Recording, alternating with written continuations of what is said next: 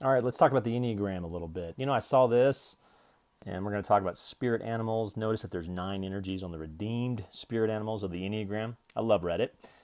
Here we go. So, for example, let's look at, I have 3 highlighted. Last night I watched Monster Money, directed by Jodie Foster, and that was had George Clooney in there. In fact, if you want to see how Hollywood predicts 3 energy, go watch Monster Money because that's classic.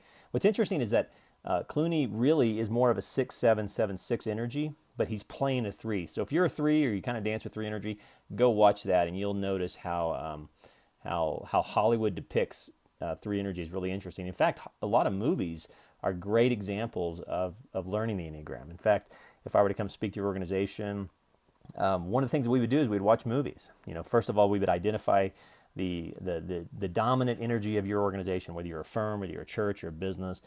We're going to determine what's the energy here.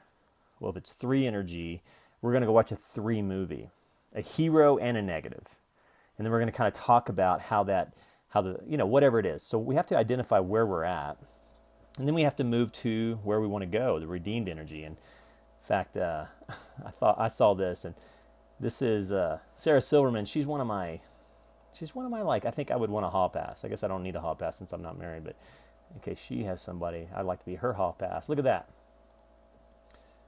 Check that. Check that. Anyway, she has a really good joke. It says, telling someone to relax is the least relaxing thing to tell them.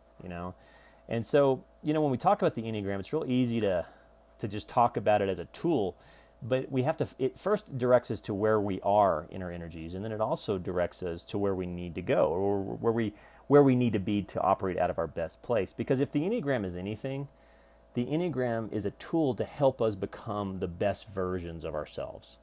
Let me say that again. The Enneagram, if it's anything, it just helps us become the best version of ourselves, or to use religious words, redeemed versions of ourselves. So, for example, 5 energy. Don't tell a 5 energy to get out of his head. I mean, that's like, he's just going to think about how he's in his head. Don't tell a 4 energy to just cheer up. It's just going to piss him off.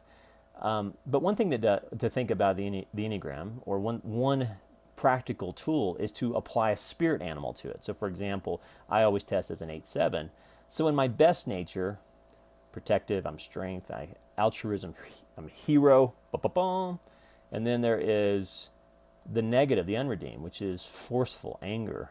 And so a lot of times when we talk about the Enneagram, we're kind of talking to this energy. I want to encourage you to say, don't tell someone to just relax. Channel these adjectives and think of your spirit animal. For example, if you are a 3, think of how you can inspire others, how you can be a leader to others, how you can be a role model for others, versus channeling your peacock, which you naturally do, which is just vanity and appearances. Or if you're, again, let's go back to 8. Or let's go talk about the 9s. Then we already talked about the 9s. Think about a dolphin. Like in a redeemed place, they're engagers, they're intelligent, they're active. In a negative place, they have inertia, they procrastinate, slowness.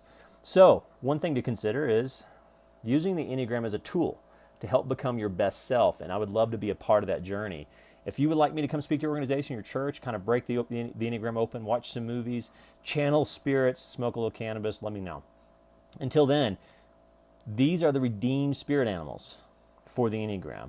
So find your energy and then channel. So all day today, go, how would an eagle respond here?